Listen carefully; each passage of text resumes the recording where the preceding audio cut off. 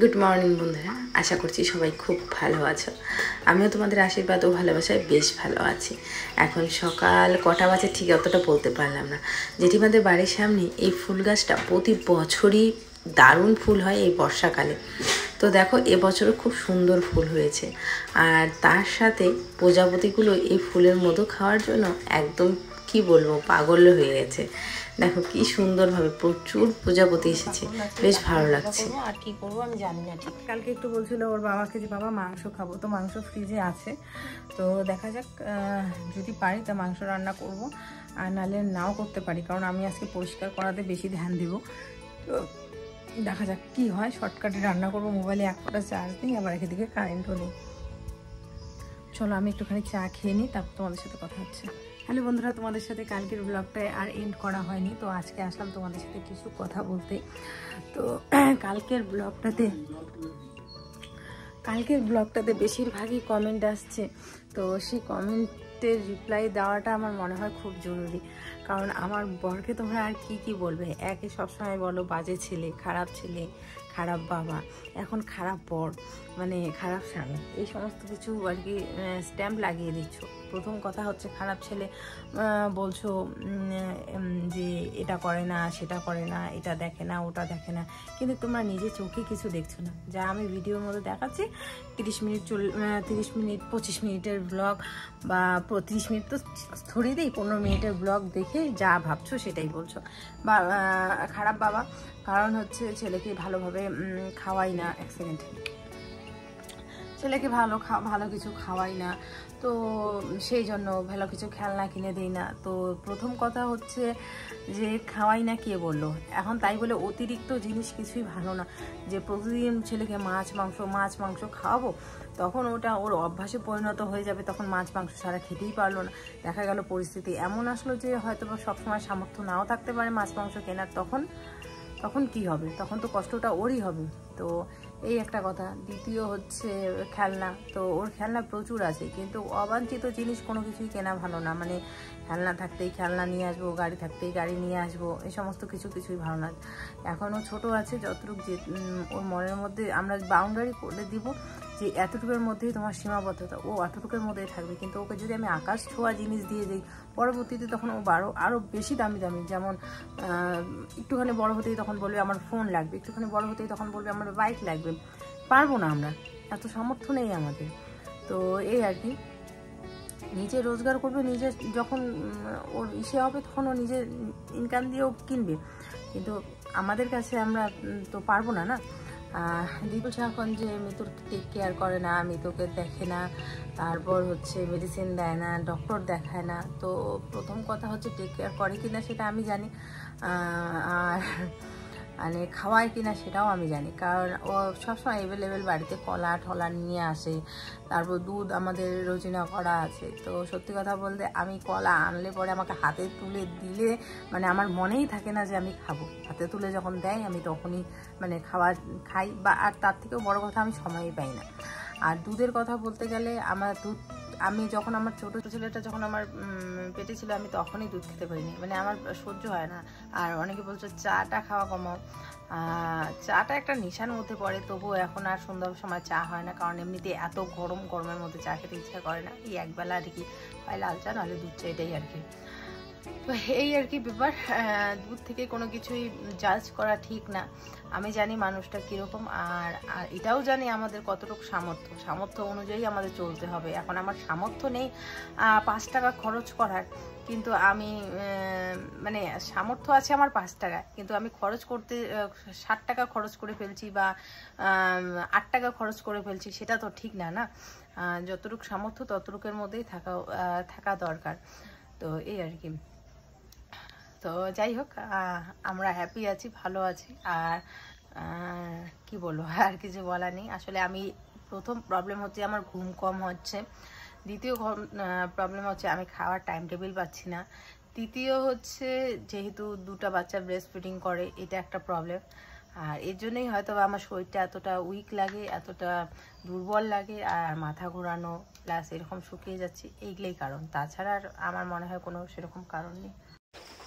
এদিকে চলে আসলাম আমাদের খেতে। তোমরা জানো সবজি বাড়িতে যদি একটু কম সম থাকে তো আমি চলে আসি খেতে। আর আমাদের কাঁচা সবজি অত কিনতেও হয় না, কারণ ক্ষেতের মধ্যেই যা প্রচুর আমাদের সবজি হয়েছে, প্লাস বাড়িতে অনেক সবজি হয়েছে, যার কারণে আর সবজি কিনতে হয় না। হ্যাঁ, পেঁয়াজ আর কিনতে হয়, লঙ্কাটাও কিনতে হবে না। আর মানে মাঝে মাঝে হয়, মাঝে মাঝে হয় না, কারণ লঙ্কাও আমাদের খেতে আছে, কিন্তু কি বলতো মাঝে মাঝে আবার লঙ্কাটা একটুখানি কম থাকে।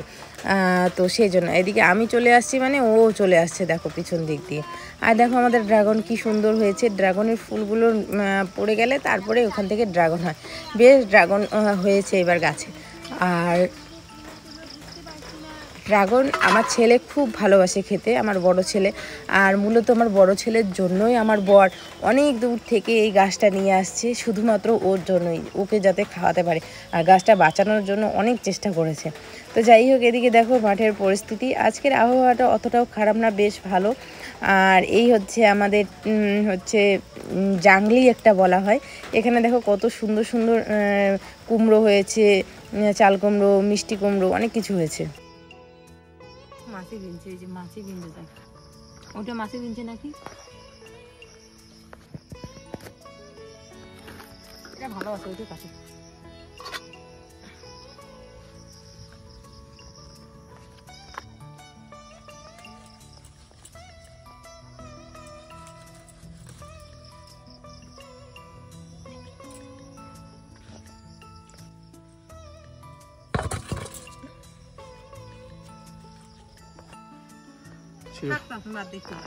তোর কাটো বলছে যখন কাইটা নিয়ে যাও।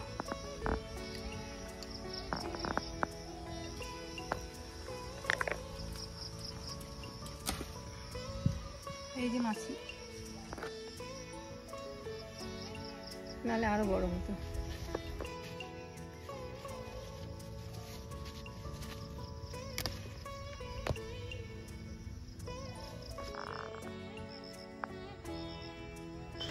তো এদিকে নিয়ে আসলাম সবজিগুলো, মা এখন কেটে দিবে। আর চাল কুমড়ো আমি কাটি না, একটাই কারণ, প্রথম কথা হচ্ছে এই যে চাল কুমড়ো কাটা কাটা কাটা কাটা লাগে, সেই জন্য। তো মা এই যে পাতা দিয়ে ঘষে নিল, এই জন্য একটা কাটি না। আর দ্বিতীয় হচ্ছে আমার মানে শ্বশুরবাড়ি আর বাপের বাড়ির নিয়ম তো অনেকটাই আলাদা, তোমরা জানোই।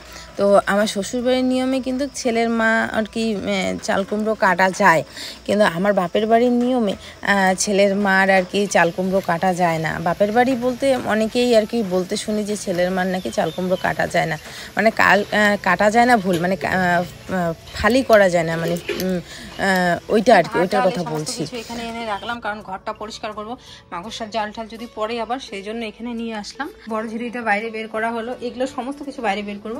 আগে এই চাল কুমড়োর তরকারিটা শুধু লাস্ট কি মনা পাখি,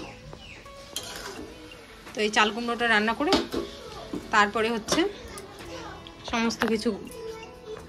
আর এদিকে কৌটা কাউটিগুলো, এগুলো না ভালো করে পরিষ্কার করব, ধুবো, কিন্তু আগে ঝুড়িটা ধুবো, তারপর এগুলো ওই যে ন্যাকড়া দিয়ে পরিষ্কার করব আর কি, সার্ফ জল দিয়ে ন্যাকড়া দিয়ে ধুবো, যেগুলোর মতো মশলা আছে। আর না যেগুলো মশলা নেই সেগুলো এমনিই ধুবো। আর এই যে ঝুড়িটার অবস্থা, ঝুড়িটাকে একদম পুরো কলে পরে নিয়ে যেতে হবে। এদিকে লেগে পড়লাম কাজে। আজকে ছোট ছেলেটা আমার অনেক সাথ দিয়েছে, অনেকক্ষণ ঘুমাচ্ছে, যাতে করে আমি সমস্ত কাজগুলো আমি ঠিকঠাক করতে পারছি। তো হ্যাঁ, আবার আমি বলছি যে ছেলের মার কাটা যায় না, আর তখন আবার তোমরা বলবি যে তাহলে তানিশের মা কেন কাটলো, তানিশ তো আছে।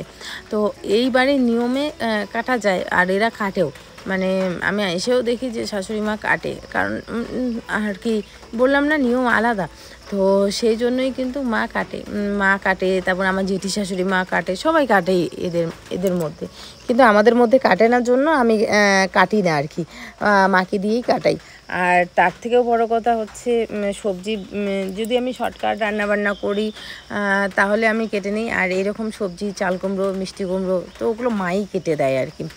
তো যাই হোক, এদিকে আমি এখন ঝাড়াঝাড়ি করছি। আর তার মধ্যে আমি যেহেতু আজকে একটুখানি কাজ করবো, তাড়াহুড়ো লেগে গেছে আমার রান্নাতে, তো সেই জন্যই মা সবজিগুলো কেটে দিচ্ছে। তো যাই হোক, রান্নাবান্না সমস্ত কিছু কমপ্লিট করে দেখতেই পেলে ভাত তরকারি সমস্ত কিছু ঘরে নিয়ে রাখলাম, কারণ কি বলো তো, এই ঘরে থাকলে যে মাকড়সার জাল ঢাল যদি পড়ে, তো সেই জন্য সমস্ত কিছু ওই ঘরে নিয়ে রাখলাম। আর এদিকে আমি চলে গেছিলাম কাজে, আর মাকে বললাম যে আজকে পুচকুকে খাওয়াতে, মানে বড় ছেলেকে খাওয়াতে। তো মা ওদিকে খাওয়াতে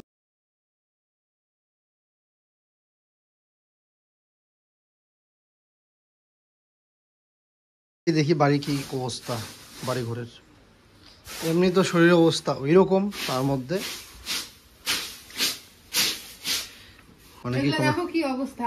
আমি এই ঘরটা মানে ডিপ ক্লিন মোটামুটি আজকে প্রায় এইটা খুলে দিয়ে তো পর্দাটা আমাকে ধুয়ে দিব আজকে। আমাদের ঘরের পর্দাটা আজকে ছোট বাবু হওয়ার পরে না মানে এমনি মোছামুছি সমস্ত কিছু তো করি, কিন্তু এরকম করে ডিপ ক্লিন এরকম ঝাড়াঝাড়ি পারি না করতে। আজকে একদম পুরো পরিষ্কার করব, কি হয় হোক আজকে এগুলো পরিষ্কার করব। তো যাই হোক, কিন্তু আমি কি বলো বলি নাই করতে, কেউই বলে না আমাকে, কে বলবে আমাকে করতে? আমার সংসার আমাকেই তো করতে হবে। সেটা তো ঠিকই, কিন্তু বিষয়টা হচ্ছে যে এখন খাওয়া দাওয়া করে করতে হয়। তুমি একেবারে আগে আমি একটু খেয়ে নেবো, এইভাবেই তো খাই, করতেই হবে। কি খাইছো সকালে? চা মুড়ি। এখন কয়টা বাজে? এটা না করলে না পরে ছেলে উঠে যাবে। এখন বাজে 11:30। যে দেখতে পাচ্ছ বন্ধুরা, 11:30 বাজে এখন। সবাই তোমাকে দোষ দেয়, এটাই বলবো তো। দোষ আমাকেই দেয়, কথা শুনতে হয় আমাকে যে আমি কেমন ছেলে, কেমন হাজবেন্ড। তো সেই ক্ষেত্রে আমারও নিজের উপর একটু কি বলবো, মানে কনফিউজড হয়ে যায় যে আমিও সেটাই আর কি। আর যেটা কি বলবো, আসলে মাঝে মাঝে আমিও একটু অবাক হয়ে যাই। কালকে আমার শরীরটা খুব বেশি ভালো ছিল না, যার জন্য কথাগুলো খুব আস্তে বলছি আমি। আর হয়তো তোমাদের মনে হয়েছে যে আমি খুব ক্যাজুয়ালভাবে নিচ্ছিলাম বিষয়টাকে, সেরকমটা কিন্তু না। আমার ভিতর মানে কালকে খুবই দুর্বল ছিল শরীরটা, আজকেও আছে। শরীর খুব ব্যথা, মানে জ্বর হওয়ার পর যেরকমটা হয়, আর আমার কালকে জ্বরই ছিল। আমি বলিনি তোমাদের সাথে। তো যখন কমেন্টগুলো এরকমভাবে দেখছিলাম তখন মনে হচ্ছিলাম যে আমার মানে এত কথা হচ্ছে আমাকে নিয়ে, যে না হতে পারলাম ভালো বাবা, না হতে পারলাম ভালো ছেলে, না হতে পারলাম ভালো হাজব্যান্ড। তো এটাই কি তানিশ, বা এটাই কি আমি? আমার নিজের উপর অনেক কোশ্চেন আসে, জানি না। আর তোমরা হয়তো আমার ওই পার থেকে, ক্যামেরার ওপার থেকে হয়তো তোমাদের এরকমটাই লাগে। তবে আমি যদি এই ভালো বাবা, ভালো ছেলে, ভালো হাজব্যান্ড নাও হতে পারি, তাদের মনটা যেন জয় করতে পারি, যে যখন যেটা চাচ্ছে বা তাদের মনে যেন। তবে যদি আমার সেই দিক দিয়ে কোনো ত্রুটি থাকে বা কোনো কমতি থাকে, আমি সেটাকে পূরণ করার চেষ্টা করব। তোমাদের কমেন্টগুলো দেখে মনে হলো যে